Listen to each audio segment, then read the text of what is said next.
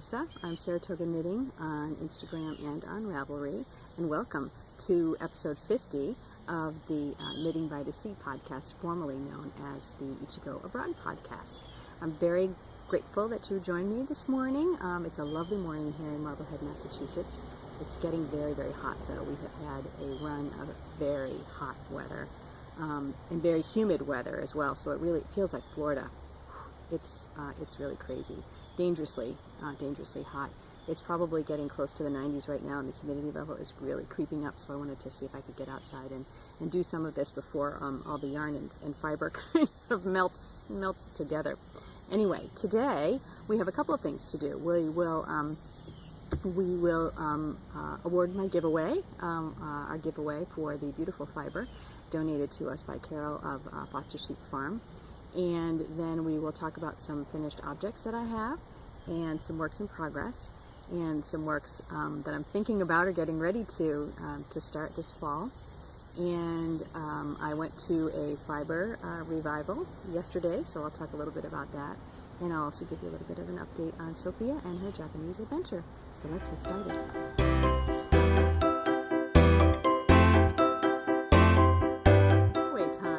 If you remember, a couple of weeks ago, I had put in an order with Carol of the yarn shop at Foster Sheep Farm for some fiber and some yarn, and she very generously donated a wonderful bag of her beautiful fiber. It's 80% Romney, 20% Wensleydale, and is 100% Foster Farm thin grafted wool. So these are sheep from her farm. I've seen these sheep. I know what a great place this is, and this really feels fantastic. And it is 4 ounces, so this is really beautiful fiber. And what I had asked you to do is, I talked about one of my projects that was just kind of a favorite project. I don't really wear it out of the house. It's my old clapotis, and I had asked you to post up in our group and tell me what your favorite project has been. It didn't have to be something that was fancy or special, but it was just special and something that you really enjoyed wearing or enjoyed having or enjoyed making. It was in some way very, very special to you. We had 10 wonderful entries in the group. I put everyone together by the date that they had posted, and I encourage you to go and take a look. So there's some really fantastic, beautiful projects in there, and everyone gave a lovely story about why the particular piece was their own. I used random.org, and I generated a random number, and the random winner was number 8. And number 8 is Knit O, and she is Megan, and she is from Rodney, Ontario, Canada. So congratulations, Megan. And she had a really funny post because she made years ago a banana cowl, which is a great pattern. I've always looked at that pattern. I've never knit it, and I think I should now. But I think she had said she made it out of some bulky yarn, and it might have gotten semi-felted at some point, but she does still wear it. She loves to wear it, and sometimes she feels kind of giggly, and she even puts it up on her head. It has a little point to it, so you can really wear it on your head to keep your head warm. But it was really cute. I really enjoyed that post, Megan, and I will, if you will, PM me your address. I'll send you a PM to let you know that you've won, and I will get this. I'll get this off to you either this week or next week. And I also want to say that because we didn't have a bunch of entries, which was perfectly fine. I loved every single one that we saw.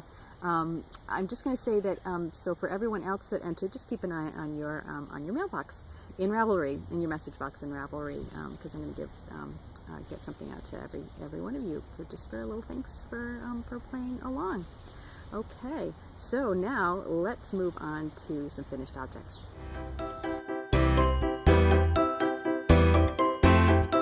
The first finished object that I have is actually 2, and again, woohoo, sock blockers. Who knew they were so much fun to use?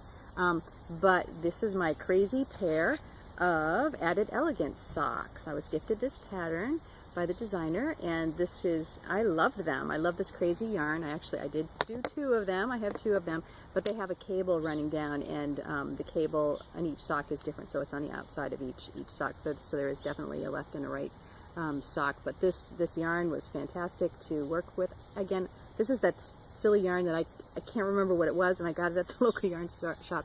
It might have been Cascade. I don't remember, but it's just this beautiful beautiful candy cane, just fruity deliciousness and beautiful pinkness, and it's super soft, and I'm really excited about wearing these. These would give like this really little crazy pop of color under my pants this winter. But yes, these are very, very beautiful. I love them. I'm very, very happy. I'm happy with them. My second finished object that some of you might have seen is the cacao hat, and this is by Frenchie by Aroha Knits, and this came out great. I just used some leftover yarn that I had in my stash. This is Knit Picks, and this is another kind of yarn. I forget what it was right now. Maybe Woolful, something. I forget what it was. But this is really really great. It's a free pattern. She put this out as a free pattern. I love her pattern. She's actually lives in Japan. I think her husband was actually in the JET program for a couple of years. They did live very close to where Sophia is right now, but now they're moving up to Osaka. But hopefully they'll be able to get together at some point. But this is just a great hat pattern. It went really quickly. You can see how it looks, and it has a great diamond pattern. I won't leave it on because it's very hot. My hair's still wet from showering this morning too, so you can tell how wet it is out here. But this was a super cute, super fun knit to do, and this was just kind of a little piece in between, and I really enjoyed doing this. And I think that's my only 2 finished objects. So let's move on to some works in progress. I totally forgot I had 2 more finished objects to show you, so I'll add this little bit on. The first was, I don't think I showed this yet, but this was the foolproof cowl, and I love it. I think this came out really super fantastic. I used yarn from the Battenkill Fiber Mill that I got during the fiber tour weekend, the Washington County Fiber Tour, and I love it. It's just the perfect size. I'm so excited this winter. This is one of those ones that you can wrap around twice, and it's just going to be nice and cuddly and cozy. And I think Melinda, the Yarnder Woman, just got gifted this pattern as well. It's called, I think I said it's called the Foolproof pattern, and it's great. It's really fun. It's a fun knit. It was a mystery knit along, and it's not put together the way you think it would. You don't just knit straight. There's just this really interesting technique to get it to be a cowl, but I really love it, and this is a pattern I would definitely recommend, and I probably will make this again because this is I'm gonna like this kind of thing for the winter here. So this was perfect. And then the second project it's almost finished. I'm gonna call it finished. I do have to sew it up, but this was called the Eiffel Cowl, and I actually won this pattern from Sarah's Texture Crafts, and it was just an Instagram, I think it was an Instagram contest that I won, and I really enjoyed it, and I got it, and it's really cute. It's an Eiffel Tower type of a cowl, and there's some cables, and so it tends to look like, it's going to look like, you can see it with this crazy yarn that I used, but you can see right here, so you have the bottom pieces of the Eiffel Tower, and then the cables make the top of the tower, and then it just goes across, and there's just some stockinette and some pearl ridges in there. Now, the one thing I have to do is I have to mattress stitch it together, but I will. That's an easy thing. And this was really fun. I picked up some palette that I had left over, and I knit it together, so it's a black and a green palette. It might not be the best for a textured pattern like this, but it was fun, and I enjoyed it, and I used up some of my yarn, and this was a great pattern. I'd highly recommend it, and this is the kind of thing I probably will make again as well. It's a great gift. It didn't take long to knit at all, and if you want some practice doing cables, this is a great one to do. So yeah, 2 other finished objects.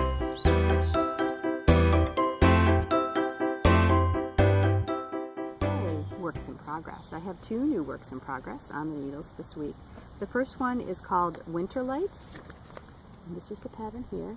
It's by Meg Gadsby, and I actually saw this pattern first on Peta Dingo Dye Works in Australia, in Perth, Australia. She put together a kit of her yarn and this pattern by Meg when it came out, and I just loved the pictures of it. I loved it.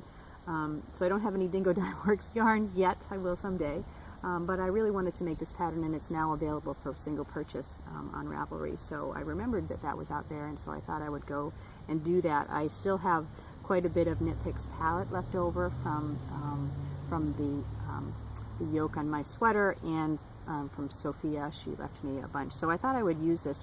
This pattern, it actually was designed to be knit in gradient yarn, so this is black and white, but you can see that it goes from dark to a lighter color. I don't have any gradient yarn in my stash right now, but what I do have is Picks palette and much Knit Picks palette, so I still have a bunch of this. So what I'm going to do is start out with the dark one, and I'm going to move to the lighter icy blue, and then I'm going to move to the lightest color. And we'll see how that goes. I'm really enjoying the pattern. It's you know, it starts out small and it's going to get bigger as it goes along. But each section has 3 or 4 pieces to it, so you're not doing the same stitch over and over and over again. You really, you know, there's a variation, and it makes it very interesting to knit, which I really like. You know, some days you just want something that you're just going to sit and knit, but sometimes you want something that, you know, you have to use your brain a little bit. This is not taxing whatsoever on your brain, but at least it gives you a little bit of interest. You have to pay attention to what you're doing, and sometimes that's just perfect. And I just started it. I only did the first little section here, but you can see I think it's going to be really, really pretty. It's super pretty, if you can see that. So we have one textured area here, and there's a textured area here, and then we have like a little lacy open section. And this is kind of how it goes all the way up. So that's really kind of pretty. Oh, maybe I was showing you the back side. That's the front side with my little project keeper there. So I'm really happy about this. I'm using my wonderful bag from Elizabeth Streeter. Elizabeth, this is beautiful. I'm still using it. I love it. Elizabeth was my fiber share partner earlier this year, and she made me all these gorgeous bags, and this is perfect for this project. So that's that. I think I had said I'm probably going to. I have another skein of lovely variegated yarn from Swatch This Fiber Arts, Deanna, and I was thinking of doing another hitchhiker with that, but I might actually do this project when I see how it comes out. There's enough yardage in the skein, so I could do that and just see what it looks like in one yarn. I think it actually would be really nice, and I think that's what I'm going to do. So once I finish this, I'll probably just cast this right on again with Deanna's yarn. The second project that I have on the needles right now, I'm really enjoying. I think maybe if you remember, I had test knit the impasto shawl for Sarah, and that came out really great. And as a thank you gift, she gifted me a pattern that was on my in my queue, and it's called the Victory Wrap, and it's by Erica Flori, and it's just a really simple, squishy garter stitch shawl with an applied edging on it. So I thought I would show you that today. Not everyone has done an applied edging before, and it can be a little bit scary when you look at it and it says on here applied edging. Oh, what's that? That looks like it's going to be very difficult or very confusing. How is that really going to work? So I thought I would just show you what it looks like today. And I'm using my hand spun. This was some beautiful hand spun that I did up over this past winter, and I love it. I love it, love it, love it. It's so soft and squishy. So this is just the regular part. This pattern is really nice. It's very rustic. It's perfect for some more rustic, crunchy kind of yarn that you might have. It would look perfectly fine in a really fine yarn as well. But the picture and just the way it looks, the needle size that you use, it's just going to be a really kind of organic shawl that you can wrap around your neck for the winter, which is really great. And I have, you know, I spun up this yarn, and I love it. I absolutely love it. I tried again. This is the same kind of thing that happened to me back a while ago. I tried a couple of different patterns with it, and the yarn just didn't work with the patterns that I had chosen. Some of the patterns maybe needed a smaller gauge. They need to use a smaller needle, and sometimes when you do your hand spun, or I suppose any commercial yarn as well, but maybe especially with hand spun that's very woolly and it sticks to itself. Sometimes it's even more difficult if you're using smaller needles. So this turned out to be great for it because it uses a larger size needle, and the fabric is just really nice. It's going to block out beautifully, I think, as well. It's very soft and squishy. And what we have here is called the applied border. So you can see this here on the edge. You see how that is. And here's the rest of. I have a long way to go on this, but it goes pretty quickly. It's only like a 10-row applied border, and there's only at the maximum, I think 11 stitches on it, so it's really not bad. So you can see here that I have the yarn. I'm ready to start. I'm going to go over, I'm going to finish, this is the last piece of this. It starts here, goes up to a little point, and then it comes back down again, so it goes up and down. And I'm on the last row of this particular repeat. So what will happen now is that I will knit across this row, and then the last 2 stitches are knit together. So the last 2 are together. So you pick up the last live stitch from the rest of the shawl. And then you knit back and forth on the applied border, and then when you come back down again, you're going to pick up the last live stitch, the next one. And so that's how it gets attached all the way along. There's really no stitches to pick up, which is nice. You basically are just doing a knit 2 together at the end to add it on. So it's really easy. So I would definitely say if you've never done an applied border or done a pattern with an applied border, go for it, because it's really not difficult, and it's really a great look. And you know, you change up colors, and it's just one of those things where people will be like, how did you do that? And you're like, oh, it took me years to figure it out, but it's really not, it's just knitting. It's just knitting. It's not difficult. But it's a really pretty, it adds a really pretty effect. And this will be lovely when it is, when it's washed and blocked out, and I'm looking forward to that, and I'll show you that when I get that done. So I think probably I'll be working on this. This is kind of going to be my go-to project. I think today I'll be working on this. And I'll let you know how it comes out at the end. So those are my 2 works in progress for right now. So let's move on to some chatter. All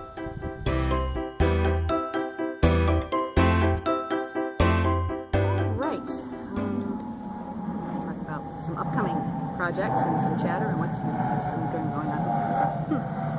Sometimes we're on the flight path for Logan, so there's a big jet going over right now. As you know, or if you remember, I won another Instagram prize, and this is from Vero, that Canadian knitter podcast, and she Along the Lanes podcast, I'm sure she's that Canadian knitter on Instagram, Vero, and I won the Brunsfield vest by Isolde Teague. It's going to be beautiful. It's going to be beautiful. This is going to be my fall winter project. It's a steeked project, as I've mentioned before, so it's not steeked all the way down, but it's going to be steeked for the vest, and I think you have to steek for the armholes as well. So it's a good way to try it. I have to remember, it's only knitting. It's just knitting. So I shouldn't be worried about it. I'm not really worried about it. I think it'll be a really interesting process, because I haven't done any steeking before. So if I do this, then I really would be able to consider doing a cardigan in the round and steeking that, kind of expanding maybe some of my my color work techniques. So I'm really excited about this. And I had some, again, I got leftover palette from the sweater. Oh, and by the way, I'm not going to show you the sweater today. I'm working on it, but you really can't see much progress. It's just getting longer in the body, but it's getting there. It's getting there. I will be finishing it. So anyway, so I had a bunch of colors left over from the sweater. I'm not going to use exactly those same colors, because this is a little bit different. So I wanted to add some different interest to it. And this is what came today. Can you see? I put this picture up on Instagram, or it came this week. I have a box full of yarny goodness from Knit Picks. So I have this lovely silver color, and I have this beautiful, lovely cream color. I have a doe, so this is like a deer color, deer fawn brown. It's really nice. And then I have the regal purple color, which I had a lot left over from the sweater. And this is what I'm going to be adding to it. This is called Aurora Heather, but it's a really beautiful green color. So this is really going to be, these are going to be kind of the colors that I'm going to be putting together for this. Now, of course, it's a, it has a chart, because obviously it has It's color work, sterile. So it has lots of charts to it. Not lots of charts, it just has the chart pattern that then repeats. But what Isolde does, actually, it's really kind of cool. I'm not going to show it to you because it's in the pattern, but she kind of puts it down in black and white for you, so you can actually color it in yourself if you want and play with colors, make a couple of copies of the sheet and play with colors. I probably won't do that, but what I think that I'm going to try to do, if I can get around to it, if I have the time over the next week or two, what I'm going to try to do is do a little swatch of the pattern. It's really just kind of 2 sections, and do a little swatch of the pattern of the colors that I'm thinking of using and where I'm thinking of using them, and then that will give you an idea. I might do 1 or 2 and kind of mix it up and see which colors look best where, and then show you that, so we can kind of go through this process together. I like this kind of pattern because it really, you really have to think about it. And it's a good thing. It's a vest, so I'm not really too concerned about change in venue here. The lights changed. I had to go in and delete some of the videos off of the camera to get going again. So I think what I was talking about was that I'm going to try, before that I record the next time, hopefully, to knit up a couple of swatches so I can kind of see how these colors fit, kind of how they fit together and the way I think I'm going to use them. And then I may make kind of 2 of them and see what the different colors look like, so you can see it, so we can kind of go on this journey together and kind of see where my thought processes are. I know that Erin, she's going to be doing a pair of mittens as well. I think we'll probably do just a really low-key knit along. I'm not in any rush to do this. I just want to take my time and do it nicely, and it'll be my fall-winter project. So I think probably at the beginning of September we'll set up kind of just a really low-key knit along in the group, and come on along and join if you've never done color work before, or if you're just watching us do it and have questions or have techniques or things that you think we should do or shouldn't do, or wondering why we're doing something.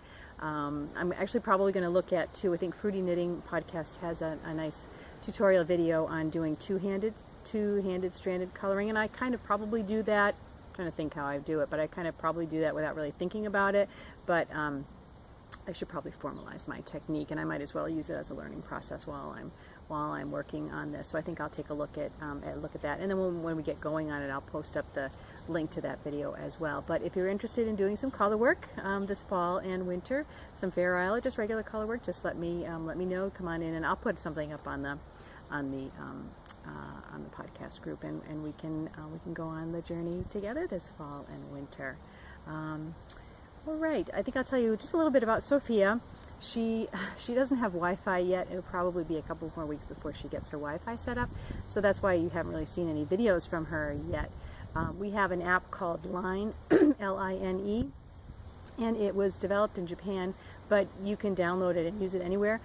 And we really love it. We used it while she was in Japan before, and it's just a messaging and phone calling app, and it's free. So I can call her anytime for free, not using the cell phone, but using the Wi-Fi, using data, whatever. And it's really great. It sounds literally like she's like sitting next to you. It's better than using a cell phone call to call someone down the street. It's a crazy good app. And then we can message and send pictures. So I have a lot of pictures and maybe a video too, I think, at the end, and I'll put them in at the end. So she's in Kashima, which is in the Saga Prefecture, which is in the southern part of Japan. She's in a very little seaside town. So it's right by the ocean, so probably very similar to Marblehead. It's very, very hot and humid there, which is what it is right here now. But it's very, very hot, very humid. But there's a little train station there, and she's been taken. She's actually on the payroll already, even though school hasn't started and it won't start until the last week of August. But she's been doing some training programs. She's been taken around all of the different schools in the Saga Prefecture, and they have a very formal process where you're formally introduced to the principal and the teachers, and she's done that at her own school, I think, and she's done that at the other schools as well. She has a translator who's assigned to her, and she calls her Jet Mom, but she's a woman who kind of just is a volunteer and helps all the Jet folks that are there kind of get things done, like set up their phone and their Wi-Fi, etc., and just make sure things are happening correctly for them. So she's actually gone out for a few dinners, and she's been to a dance festival in town, and she's gone to a barbecue with these folks, and she's also gotten together with the other jet participants, and seems like she's making some really nice friends and is really having a great time. She has set up her apartment.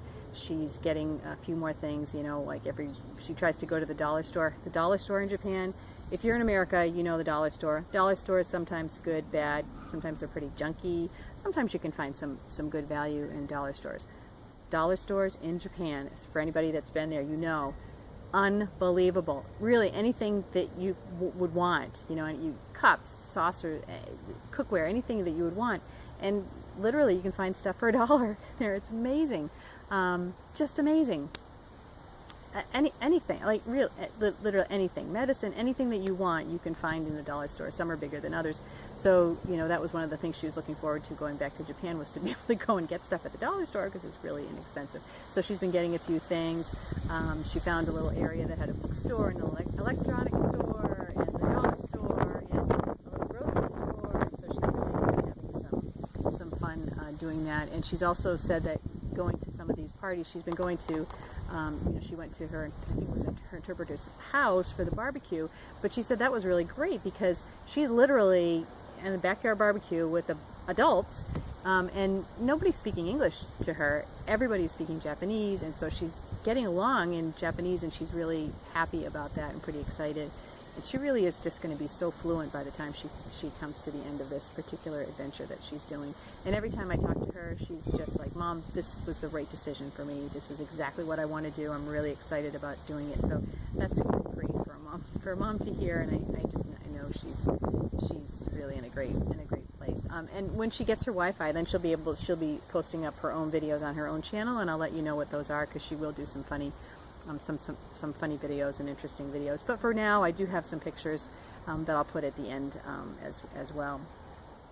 And then the last thing I just wanted to talk about a little was community. Once again, I know I've mentioned that Jenny and Devin of the Handmade and Woolen podcast, which was formerly the Tiny Foxes podcast.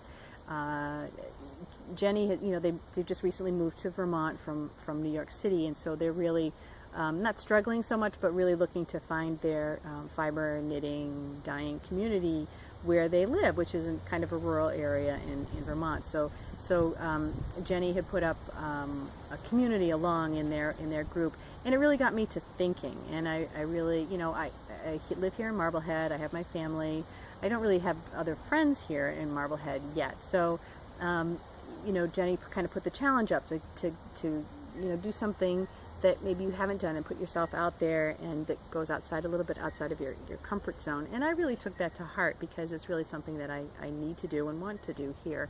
One of my Instagram friends and a woman who watches the podcast, Jean, actually had messaged me a few probably 2 months ago and said, you know, we have a knitting group in Peabody, Massachusetts that meets every Wednesday, and I'd love to invite you to come along. You know, it's kind of a flexible group. People come in and out, and it's on Wednesday evenings. So now that my work schedule has changed, I can do that. And so 2 weeks ago, I went for the first time, and boy, it is scary walking into a place where you just don't know anyone. And Jean was there, and so she met me, and it was very welcoming. Everyone was lovely. So I went again last week, but they told me about an event that was happening. It was yesterday. It's called Fiber Revival, and it's up in Newbury, Massachusetts, which is just a little bit north of here, maybe 40-45 minutes. It's right up by Newburyport, Massachusetts, and it was held at a farmstead, and it was fiber and spinning and kind of a yarn, kind of a small retreat just for the day. Went from, I think, 10 to 4 yesterday. And, you know, they were like, you should come, it's really great, you should come if you can. And so once again, I was like, all right, I'm going to do it.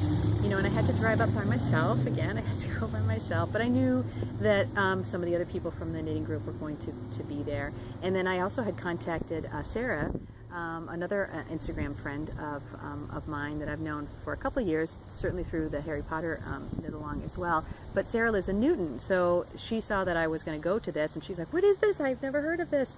So I was like, "Can you come? You know, I'd love to get together and meet you." And so when I actually got there, I pulled in, and what was really great is that one of the women from the knitting group pulled in right behind me. She had parked right behind me, so it was great. I got out of the car, and there was someone I already knew, and so she kind of took me around and introduced me to some people, and we did some shopping. There were some vendors there, and I'll show you that in a minute. But you know, we did a little shopping, and then we set up. It really was just a nice group of people. It wasn't an overwhelming amount of people, so there were enough so that there just like small groups had formed. People brought their spinning wheels. I didn't go that far. I just brought my knitting, but people set up their spinning wheels, and so there was tons of spinning going on. There were spinning demonstrations. Abby Frankelmont, Respect the Spindle, was there all day. You could have signed up ahead of time for taking classes with her. But again, it was still such a small little venue, and it was lovely. So once we set up, my friend Sarah actually came, and I got to meet her yesterday, and we spent all afternoon together, and it was a hoot. And we, you know, talked with other ladies there, and the women from my knitting group were there, and it just was so welcoming. It was so wonderful, and the weather was great. It was, I tell you, it felt like it was 100 degrees cooler yesterday, and we were so lucky that that happened for just that one day. It was in the 70s. There was a breeze. There were even moments when you felt a little bit cool, which we haven't felt cool in a long time. But you know, I really want to thank Jenny and Devin, because I don't think without that push, I mean, I eventually would get there, but without that push that she, you know, put out there and kind of challenged everyone, I don't know that I would have done it so, you know, so quickly. And I'm really glad I did. I really feel very comfortable with the women in the knitting group.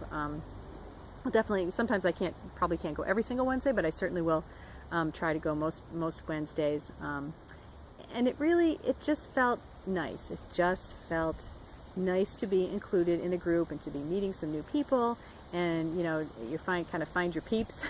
They all love knitting, they all love spinning.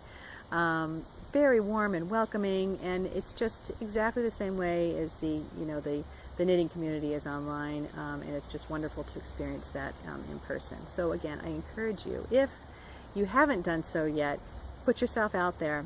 If you can, find a group.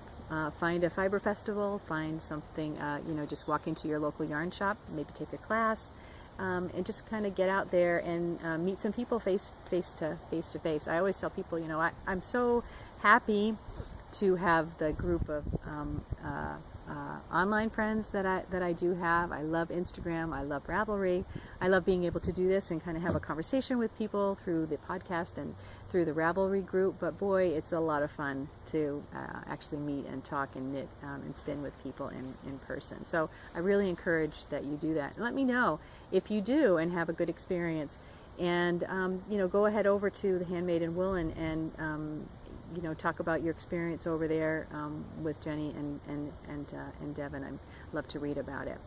But I did purchase some items yesterday, so I just thought I would show you, because I spoke last time about Spunky Eclectic, about Amy Boogie, and she is a fantastic dyer. I just love her so much, and I've never been anywhere where she's been, but she was there yesterday. There were some really great vendors at this small little event, and so I got to meet her. It was like, wow, oh my gosh. And I talked with her for a few minutes, and she's just fantastic.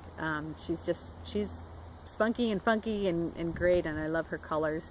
And she had fiber and yarn there, and so I ended up, you remember the last one I had showed you was that time of the month. It was great, a great colorway. Well, this is a super beautiful color. Look, it's all fuzzed up now because of the humidity. That's so funny. This is 4 ounces of BFL mixed color, so it's these pinks and reds. It's gorgeous. Oh my gosh, it maybe not as quite as neon-y as it looks on the camera, but it's pretty bright. And the name of it is Teeny Bikini. Perfect. Who knows what I will make with this, but I will enjoy.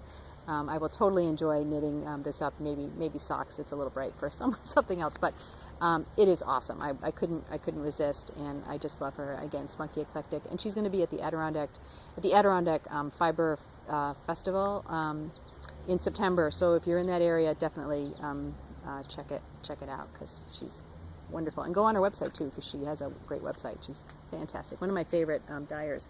Another dyer who was there, which I had never seen before in person, and it was just beautiful, is Enchanted Knoll Farm. You see that? Enchanted Knoll Farm. And they were lovely as well. And this is hand-dyed superwash merino lamb's wool, 4 ounces. And look at that. Isn't that beautiful? How could I resist? I'm just into these deep jewel tone colors, but this is beautiful. It's got purples and blacks and blues, and oh my gosh, this is absolutely gorgeous. Absolutely gorgeous. I just love it. So I'm really looking forward to this, and it's so super soft because it's merino lamb. Oh, it's amazing. And then the last thing that I purchased, I did purchase a little notions pouch. I didn't bring it down, but I'm going to use that for an upcoming prize for the podcast. So, but I'm not going to show it to you yet. And the last thing that I purchased was some Mad Color Fiber Arts, and this is great too. This is a beautiful skein of fingering yarn. It's called the Last Centurion. It's 400 yards, so this will definitely be socks. But look at those great colors. I thought this is perfect for the fall and for the winter. So just fall, winter, like hoping that some cool air will come in. But this is really great. So this is really, really pretty. And again, it's Mad Color Fiber Arts. There were lots of other vendors there.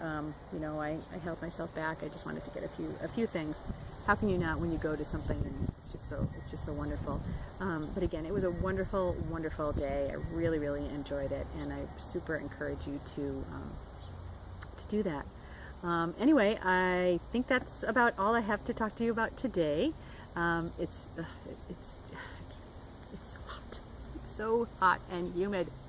Oh my gosh. I already put the AC on in our bedroom, so I may have to kind of hibernate in there this afternoon because it is really, really unhealthy, even in the shade. But anyway, that's it for now. Thanks again for watching, and I will PM everybody who participated in the knit along. Thanks again, and I encourage you to go and look at those projects that they did, because they're really great, and everybody has a kind of cute little funny story to go with the project that they chose that was their favorite. So again, thanks for watching so much. Don't forget, it's a new name for the podcast now. It's called Knitting by the Sea, but the links are still all the same from the old Ichigo Abroad podcast name. And remember, it's only knitting. Bye.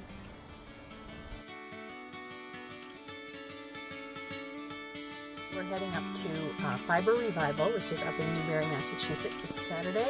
It's actually nice and cool and cloudy this morning. It's been terrible this week, but today, I think the weather's going to be perfect for it, as long as there isn't a downpour. But I have an umbrella with me, so we should be all set. So I'm hoping to make some great purchases today, to look around, just have an enjoyable time, meet up with some new friends. So come on along.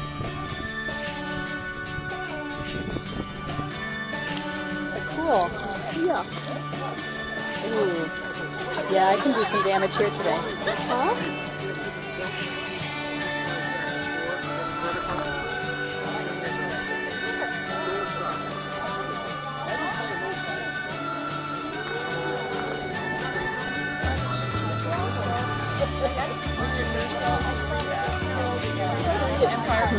Say hi.